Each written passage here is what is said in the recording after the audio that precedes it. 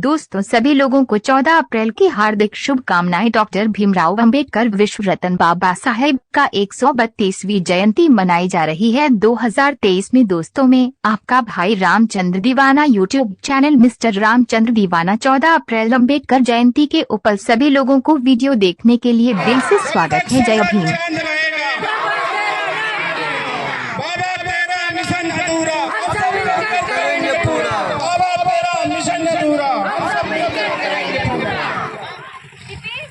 इसी कड़ी में हम अपने बबलू भाई से रेस्ट करेंगे कि आए वो माला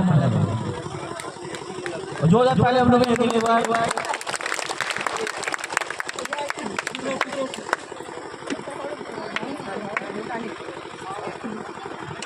बबलू भैया अभी हमारे समाज सेवक हैं, तो समाज के बहुत से कार्य किए हैं।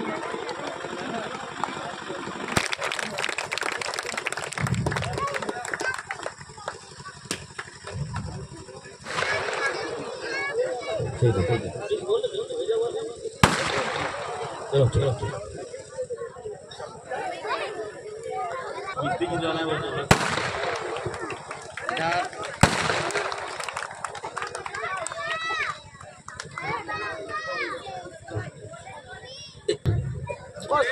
हम अपने प्रमोद भैया जी को बुलाएंगे, आए माल्यार्पण करेंगे।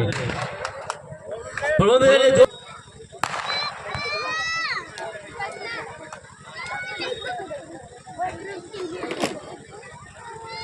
इसी कड़ी में डॉक्टर राजा को बुलाएंगे। माला इसी कड़ी में भैया पीछे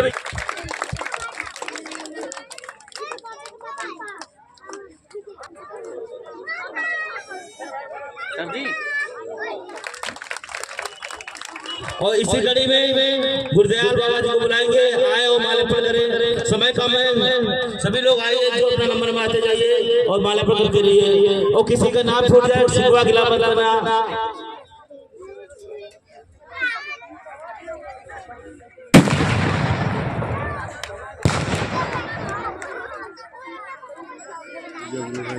माल्यार्पण करिए और कमले भैया जो थाली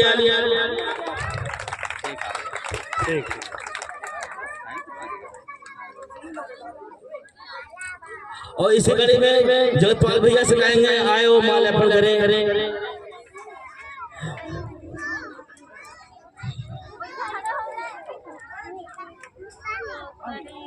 जगतपाल भैया जी आइए माल्यार्पण कीजिए।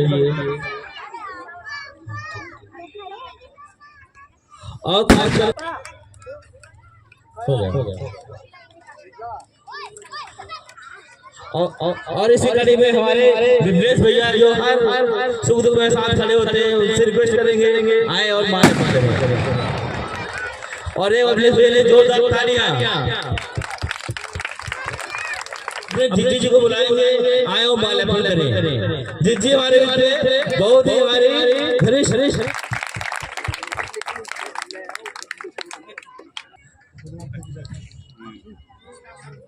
जीजी के लिए जोरदार तालियां।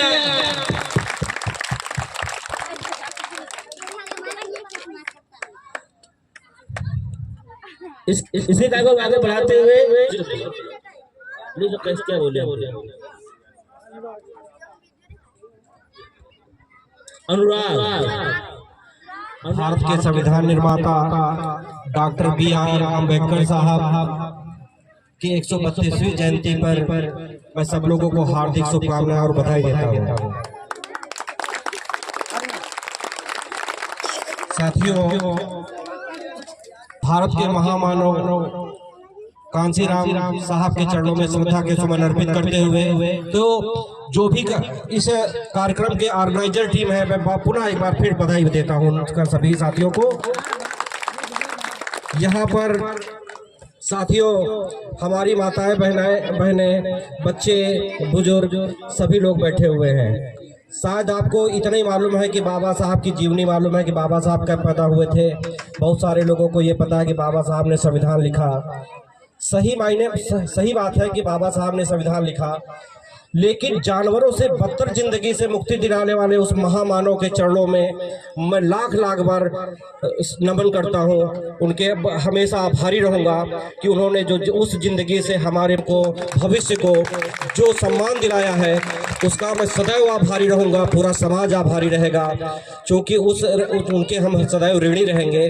कभी उनसे जो उनके विचार हैं, उनके आदर्शों को बढ़ाते हुए हमेशा हम उनके आभारी रहेंगे।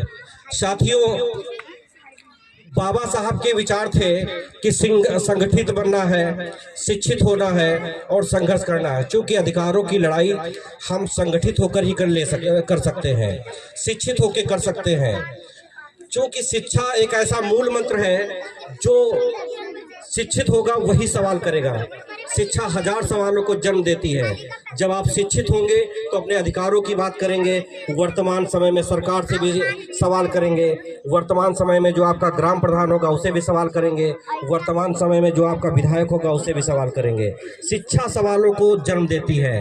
शिक्षा वो शेरनी का दूध है जो पिएगा वही दहाड़ेगा। शिक्षित व्यक्ति ही बोल पाएगा। आज की तारीख में बहुत सारे शिक्षित लोग हैं। साथियों, आज 14 अप्रैल है। 14 अप्रैल के दिन आप लोग संगठित हो गए, एक बढ़िया सा कार्यक्रम कर लिया, लेकिन शायद यहीं से आपकी ड्यूटी नहीं खत्म होती है। इस कारवा को, बाबा साहब के मिशन को, उस कारवे को आगे बढ़ाना है तो निरंतर साल के 365 दिन में कहीं न कहीं जहां पर हम बैठे वहां पर अपने विचारों को व्यक्त करें और एक अशिक्षित आदमी को शिक्षित करने का काम करें। समाज में शिक्षा होगी, जब हर व्यक्ति शिक्षित होगा तो समाज में क्राइम नहीं होगा। जब हर आदमी कमाएगा, हर आदमी पढ़ेगा, हर आदमी लिखेगा तो समाज से क्राइम खत्म होगा। जब आज किसी भी समाज की महिला हो, किसी समाज की बेटी हो, हर समाज की बेटी जब पढ़ लिख कर IAS बनती है, PCS बनती है, डॉक्टर बनती है, तो हम लोग गर्व से कहते हैं कि हमारी बेटी IAS बन गई, हमारी बेटी PCS बन गई, हमारी बेटी विधायक बन गई, हमारी बेटी सांसद बन गई। तो वो हर समाज की बेटी को अधिकार दिलाने का काम बाबा साहब को सम्मान नहीं मिला है। मनुवादियों की व्यवस्था में आज भी मंदिर का पुजारी हमेशा ब्राह्मण ही होता है। एक ही वहां पर महिला को कभी पुजारी नहीं बनाया जाता है। लेकिन संविधान की वो ताकत है कि महिला को प्रधान भी बनाया जाता है, महिला को विधायक भी बनाया जाता है, महिला को यहाँ पर राष्ट्रपति भी बनाया जाता है। वो संविधान की ताकत है, मनुवादियों की ताकत से नहीं बना हुआ है। मनुवादी तो आज भी चाहते हैं कि हर चीज पर हम ही कब्जा करके रखें। अब वर्तमान समय में जहां पर मैं बैठा हूं, खड़ा हूं आप लोगों के बीच, वहां की मौजूदा प्रधान भी महिला ही है, वो भी संविधान की ताकत से है। इसके पहले भी प्रधान जो रही हैं आपके बीच की, वो भी महिला ही रही है, वो भी संविधान की ताकत है। तो ऐसे तो आरक्षण का मतलब यही होता है कि हर व्यक्ति को मुख्य धारा में लाना, हर आदमी को रोजगार देना, हर आदमी को शिक्षित करना, ताकि समाज में लोग पढ़े लिखे हो, सबको नौकरी होगी तो कोई चोरी डकैती लूटपाट मार हत्या नहीं करेगा। जब नौकरी नहीं होगी, जब लोग अनपढ़ होंगे तो विचार बनाएंगे कि हमको अमीर बनना है। आप लोगों से मैं यही अपील करना चाहता हूं कि अपने बच्चों को शिक्षित करें, अपने बच्चे को संगठित करें और हमेशा ये सिखाएं कि समाज में जो इस समय माहौल बना हुआ है कि हिंदू मुस्लिम की राजनीति होने लगी, तो आपके अपने बच्चे को एक भारतीय बनाए, ना कि हिंदू बनाए, ना कि मुस्लिम बनाए, ना कि सिख बनाए, ना कि ईसाई बनाए। अपने बच्चे को सिर्फ भारतीय बनाए, एक अच्छा इंसान बनाए, अच्छा अपने बच्चे को शिक्षित करें। यही आप भारत का भविष्य है और भीम के सपनों का देश बनाने का काम करें। अब इन्हीं शब्दों के साथ मैं अपनी बात को समाप्त करूंगा। जय भीम, जय भारत। बबलू भैया ने अपने विचार व्यक्त किए, उनके लिए एक बार जोरदार तालियां। और इसी गाड़ी को आगे बढ़ाते हुए अपने ग्राम प्रधान से रिक्वेस्ट करूंगा वो आए और मंच पे अपने विचार व्यक्त करें।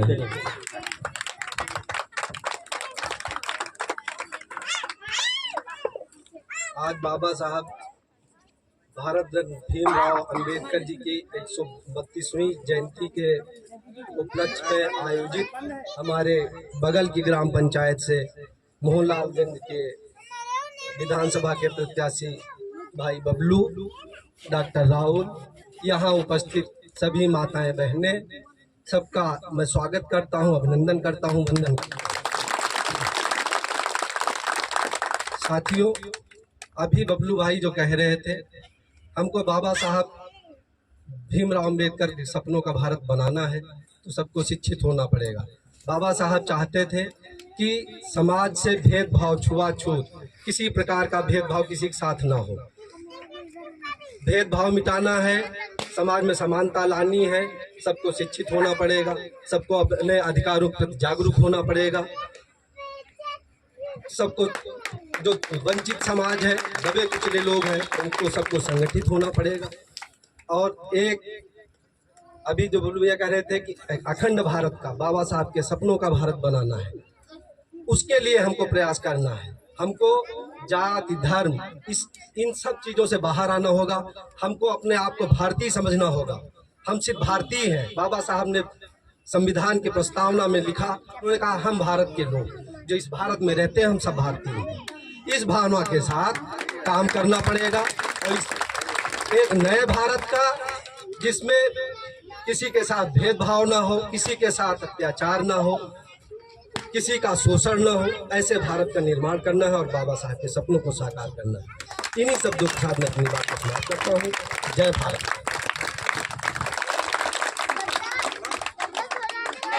जय भीम, जय भारत, जय संविधान।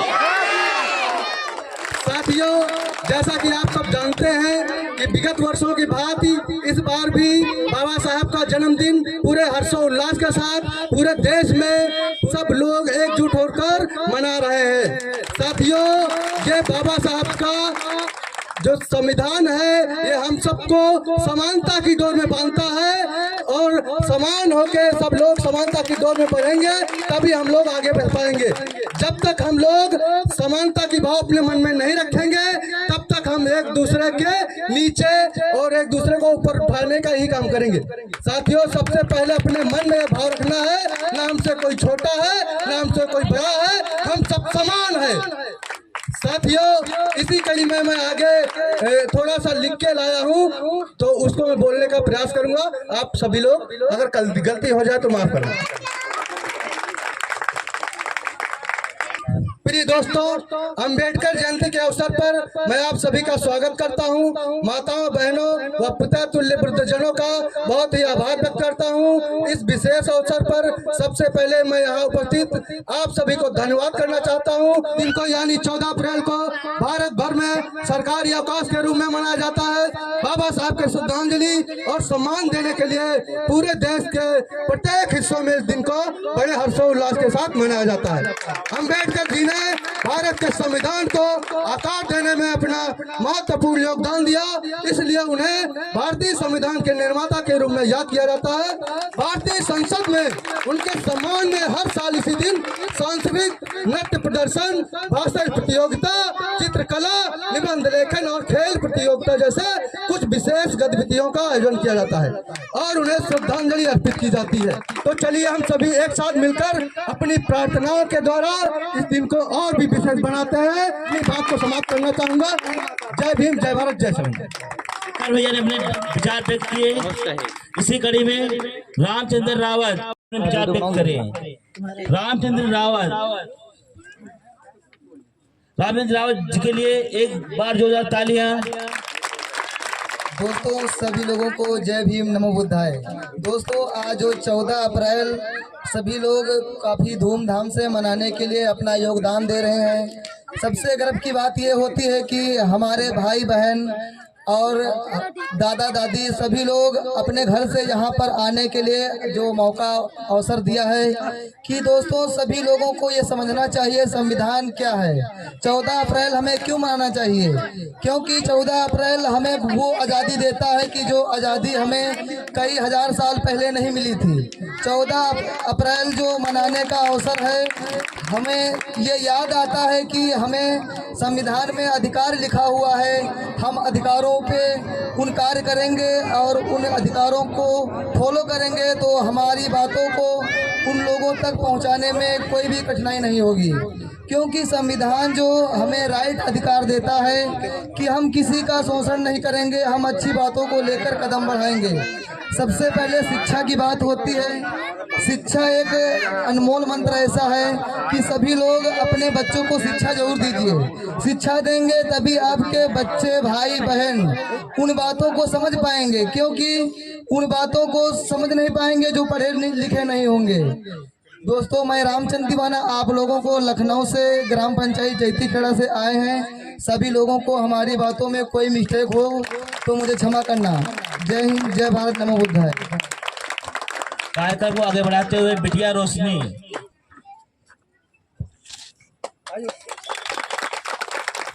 आप सभी लोगों को हमारा जय भीम, नमो बुद्धाय, जय संविधान। जैसा कि आप सभी लोगों को पता है कि आज बाबा साहब का जन्मदिन पूरे देश में बहुत ही उत्साह के साथ मनाया जाता है और आज बाबा साहब का जन्मदिन कोई भी गांव हो या फिर कहीं भी हो, बहुत ही धूमधाम से मनाया जाता है। आज बाबा साहब का जन्मदिन है, ये तो सभी को पता है, लेकिन उन्होंने किया क्या है हमारे लिए, उस बारे में आज मैं आप लोगों को कुछ बताना चाहूँगी। हमारे बीच जो बड़े भैया लोग हैं, उन लोगों को तो पता है कि उन्होंने बाबा साहब के बारे में क्या किया है, बट हमारी जो आज की बहन बेटियां हैं, महिलाएं हैं, वो अभी अपने कानूनों और अधिकारों से अभी उन्हें इस बारे में कोई जानकारी नहीं है। जो बाबा साहब ने संविधान लिखा है, उस संविधान में जो ताकत है, अपनी उस ताकत को पहचानिए।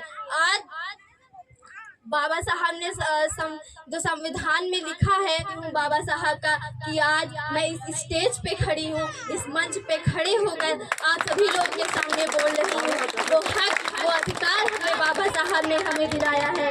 आज जब पिछले सालों में जब हमारे हाथों में बेड़ियां होती थी, कमर में झाड़ू बांध दी जाती थी और गले में मटकी बांध दी जाती थी थूकने के लिए, आज बाबा साहब ने उस नर्क से निकालकर हमें इस स्टेज पर खड़ा किया है कि आज हमारे देश की महिलाएं भी देश की प्रधानमंत्री, नेता, मंत्री, सांसद, डॉक्टर, वकील सब बन रही है। वो किस वजह से? सिर्फ और सिर्फ बाबा साहब के संविधान की वजह से। संविधान में जो ताकत दी गई है, वो हमें अपनी उस ताकत को पहचानना होगा। पहले वो सिर्फ घर में 4 दीवारों तक ही सीमित रहती थी, खाना, बर्तन, चौका, झाड़ू, पोछा, बस यहीं तक। लेकिन आज बाबा साहब ने जो संविधान दिया है, उस संविधान की ताकत से आज मैं यहाँ पे खड़ी हूँ और आज किसी भी जाति की महिला हो, किसी बाबा साहब ने जो सर्व समाज के लिए काम किया है, फिर वो चाहे नीची जाति की महिला हो या अपर कास्ट की, बाबा साहब ने सर्व समाज की महिलाओं के लिए काम किया है।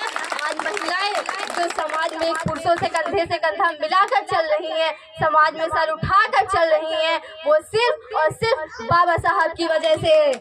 इसी के साथ मैं अपनी बातों को यहीं पे समाप्त करती हूँ और अगर हमसे कोई भी त्रुटि हो गई हो तो क्षमा चाहूंगी। जय भीम, नमो बुद्धाय, जय संविधान। बबलू भाई अपने गिफ्ट देंगे, जो तालियां सच देंगे और जोरदार तालियां बजेंगे।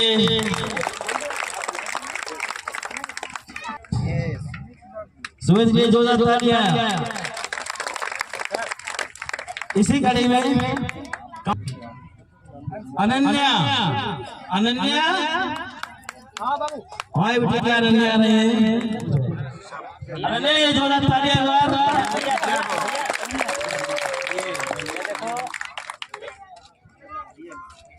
इनका पहुंचाओ।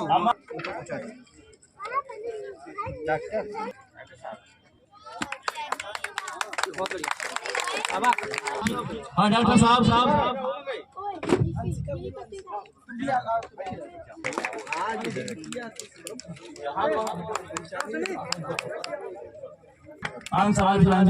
अंश के लिए जोरदार तालियां। काव्या, बेटे काव्या और हमारे डॉक्टर साहब आपको बेटे बेटे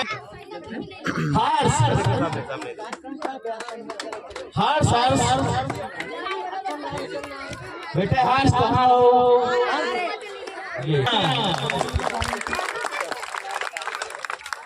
आयुष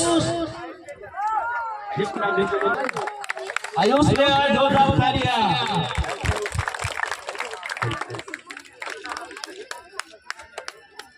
इसी कड़ी में शिवम के लिए जोरदार तालियां एक बार।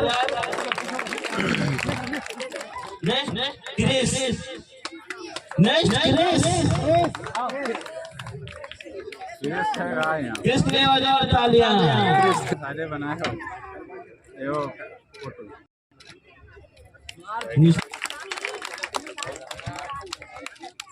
दीपांशु अच्छा लिख देंगे।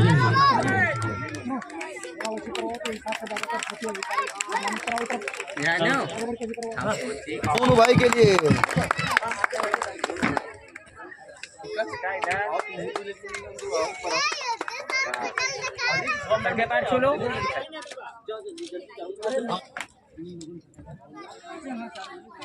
काजल मोहनी, हाँ सारे लोग ले आओ।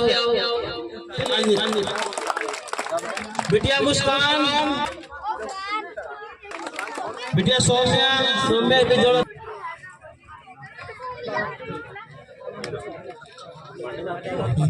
सर हेलो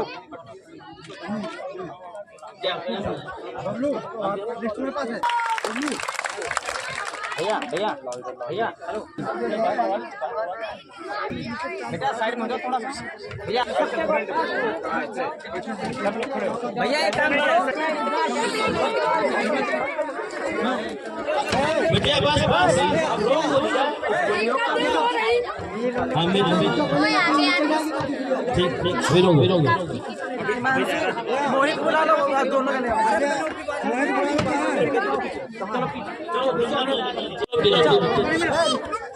चलो चलो जल्दी इधर आओ